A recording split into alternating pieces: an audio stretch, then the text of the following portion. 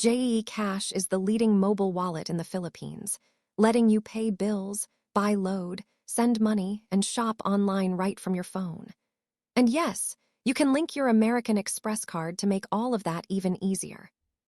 Open the Cash app and tap your profile icon in the top left corner. Go to My Linked Accounts, then select Cards, and tap the plus sign to add a new card. Enter your American Express card details, card number, expiry date, and CVV, and tap Next to complete the link. Cash will send a one-time PIN to your registered mobile number for verification. Once your Amex is linked, you can use it to pay bills from over 400 billers, buy prepaid load for any network, send money to other Cash users, scan to pay at partner merchants, and shop online anywhere Cash is accepted.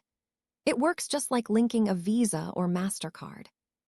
One thing to know, American Express processing may take 1 to 3 business days, so transactions aren't instant like Cash wallet payments. There's also a processing fee of around 2 to 3%, and some billers or merchants may not accept Amex, so check before you confirm. Your daily transaction limit is 100,000 pesos when using a linked card. That's how to use your American Express card on Cash. Thanks for watching.